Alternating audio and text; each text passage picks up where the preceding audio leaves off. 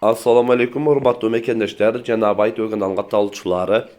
Бүгүн 21 сентябрь 2023 жыл Жалал Абад облусунун Сузак районунун Көк Арт айыл өкмөтүнүн Үч Малай айылынан Серун жайлоосуна мына ушул эркек бука жоголгон.